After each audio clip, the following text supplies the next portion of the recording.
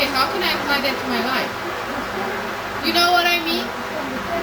You have, when you have your devotion, when you read the Bible, you have to read it from context. If you want to have some understanding, right?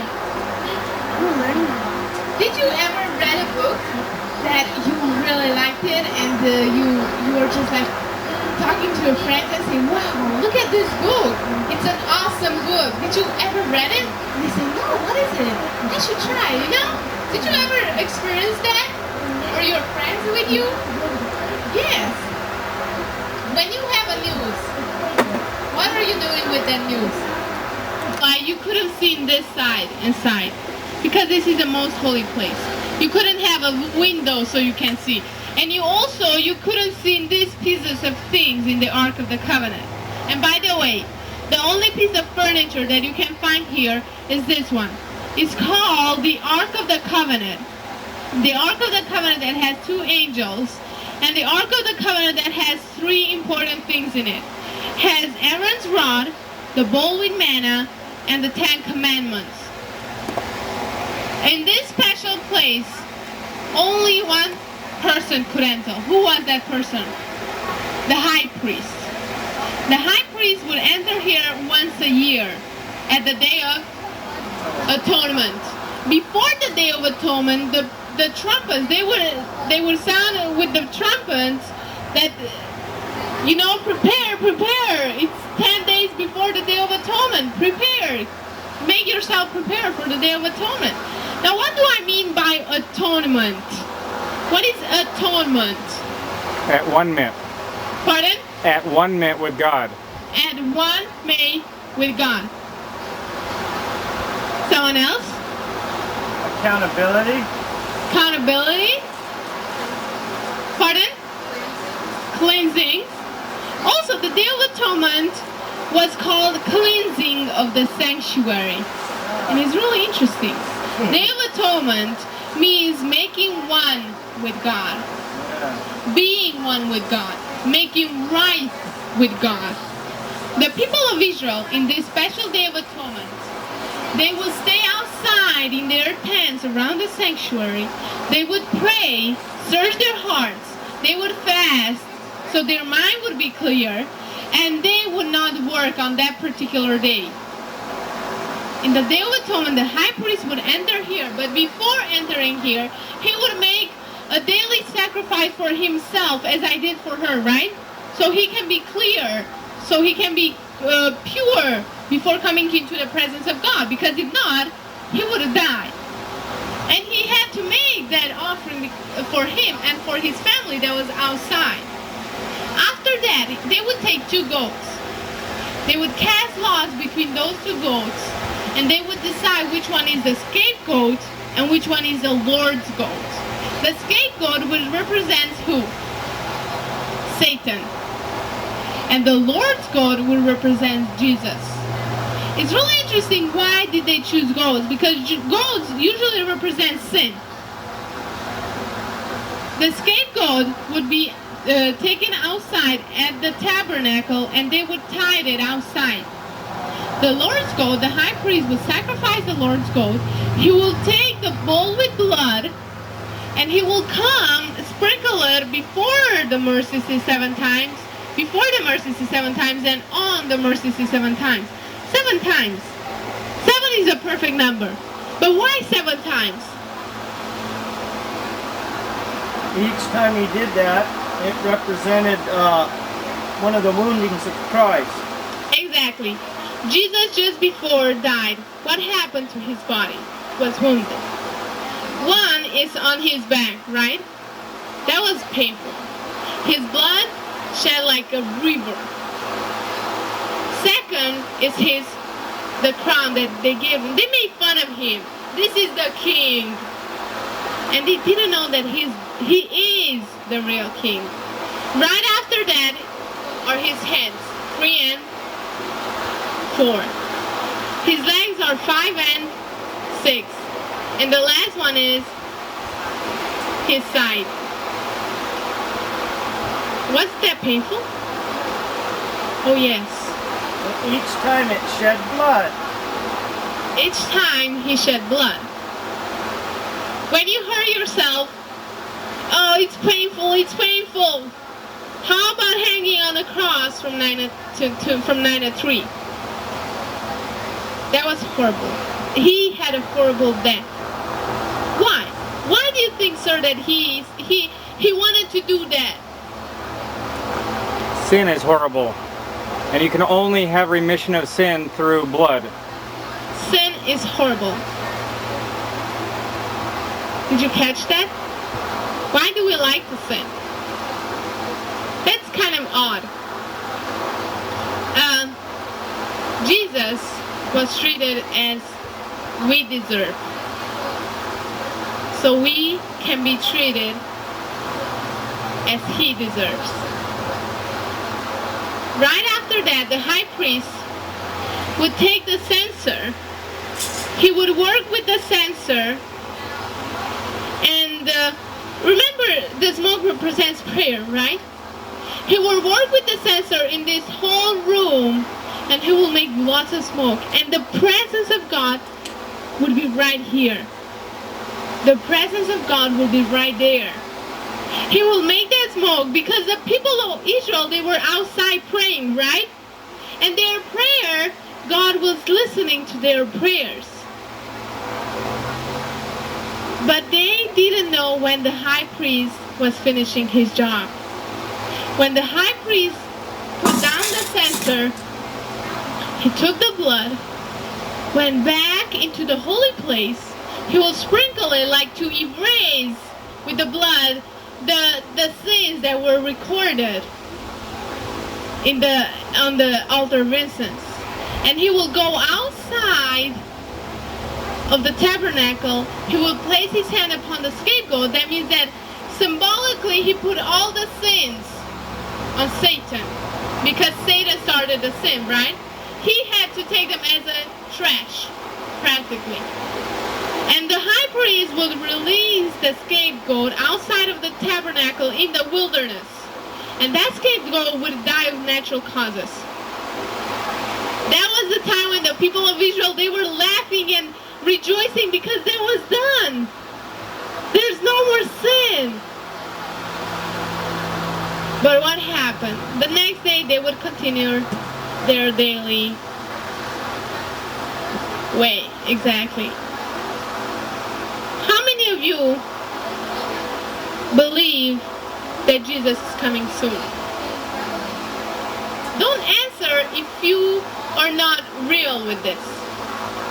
He is coming even closer than you can even imagine. The Bible says he will come as a thief in the night. Thief in the night. Do you know when a thief is coming? But do you have the assurance that he's not going to come?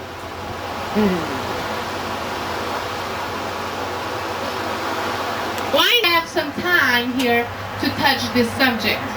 Or if you have any questions or comments at the end of the tour, please feel free to tell me, okay? If you have questions, I will be more than welcome to answer to your questions. Now we have here the high priest. Remember, who is our high priest in heaven? Jesus. And who was the high priest in the time of Moses? Aaron, Moses' brother. The high priest has special garments, and every single garment has a symbolic. The first piece of garment that he had to wear are the linen breeches. What we call today underwear. The linen breeches are white. Remember what white represents? Purity. You all know what do I mean by he had to have his body pure. After that, we have this garment that is pure white. The common priest would wear only this. And that means that his whole body had to be righteous as Christ. He had to take care of his body. He had to take care of his body as to be a temple. Remember in the overview that we all are a temple. Right after that, we have this garment that is blue. And blue represents God's law, right? It was given in the remembrance of God's law. Can you imagine like having something blue on you and to carry that all the time so you can remember God's law. He had to do everything that he had to do was to be according to God's law. Everything. Every single thing. Wow. Sometimes we may do something and not even think, is it God's will? But the high priest had to always do everything according to God's law. Because he would enter the presence of God, right? And he had to be pure. The next piece of furniture, next piece of garment, has a shape of an apron. Who are the people that usually wear an apron? Servants, cooks, right? They will serve something, right? The high priest was a servant of the people of Israel. Jesus, when he came on this earth, he proclaimed himself as being a servant. He humbled himself even to that, and he washed his disciples' feet. We might find ourselves sometimes in humiliating situation, right? And we try to come out of that situation, right? We don't like it. Every single time when you feel like that, just think about Jesus. How much more did he did for us? How much more? And I think it's worth it. And after that, we have the breastplate. The breastplate has 12 different stones. 12 different stones that represent 12 tribes of Israel. And on every single stone is written one of the tribes' names. And here we have two stones that are called Urim and Thummim. Urim means affirmation and Thummim means negation in the Hebrew language. It's like a yes or no. We don't actually know, the Bible doesn't say how did they work or where they placed. But we place them here so you can see them. And it's really interesting because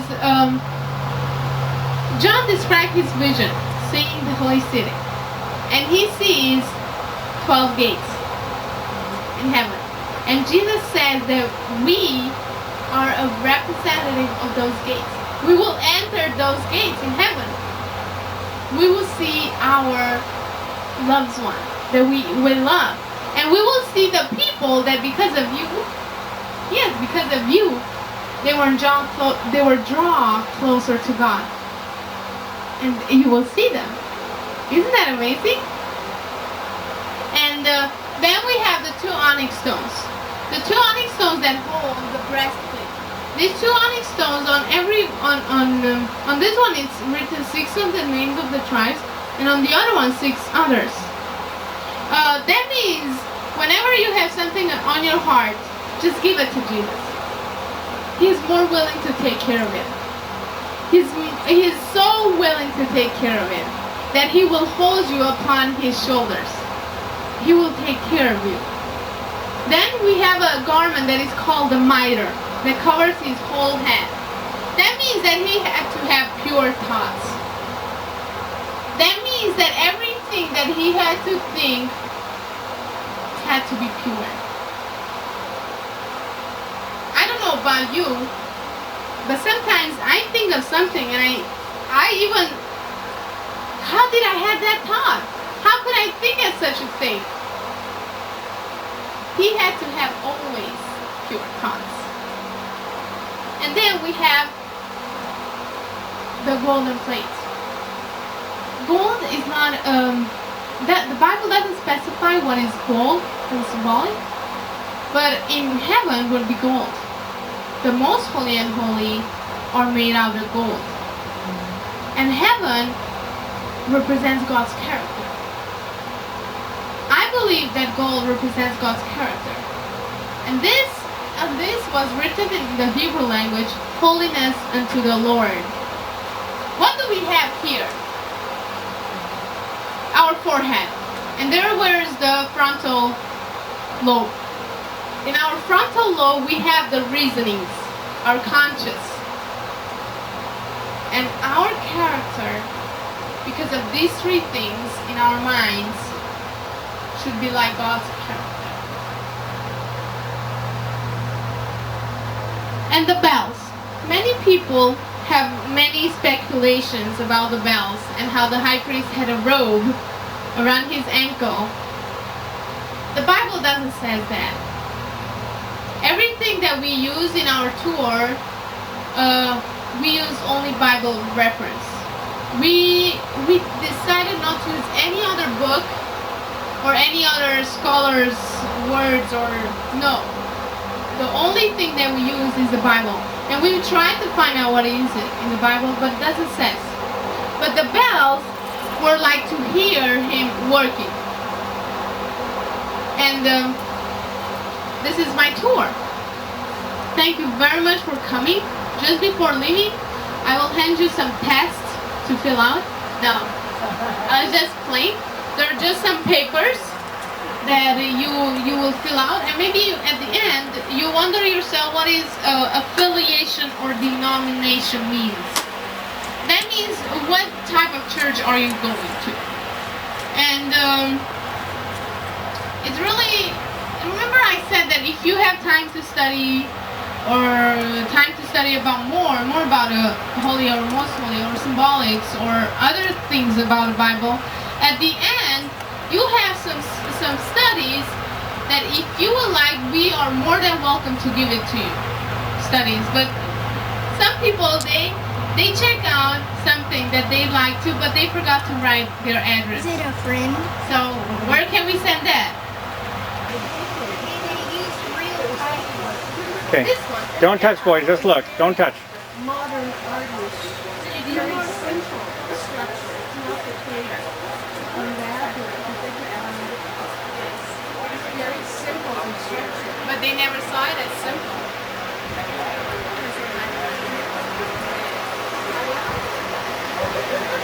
And during night, but every single night. Yeah, you should. Thank you. So you have a right. There you go. Tile. Okay. Wow. And it's cool when you look through this. At nighttime, they have lights in here and they light it all up. Where? Yeah. Right through there. You can see way through.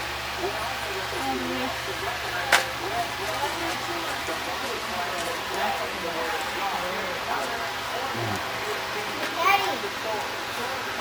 Daddy!